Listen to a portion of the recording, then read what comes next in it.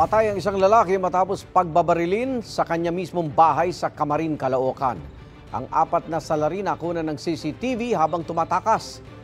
Live mula sa Caloocan, may unang balita si James Agustin, exclusive. James!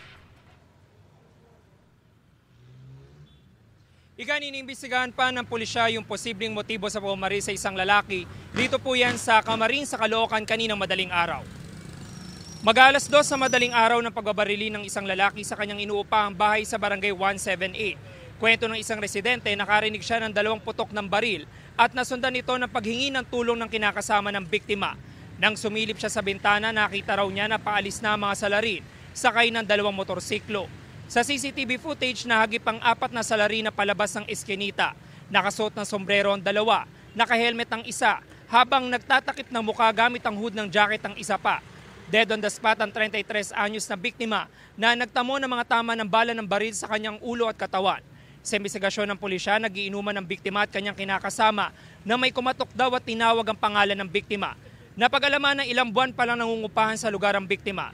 Narito ang bahagi ng pahayag ng isang saksi. Putok lang. 2. Tapos dumungaw ako dyan sa bintana, nakita ko palis ng 2 motor. Samantala, nakuha ng Soko ang 2 basyon ng bala sa pinangyarihan ng krimen. Yan ang unang balita mula rito sa Caloocan. Ako po si James Agustin para sa GMA Integrated News. Igan, mauna ka sa mga balita, mag-subscribe na sa GMA Integrated News sa YouTube para sa iba't ibang ulat sa ating bansa.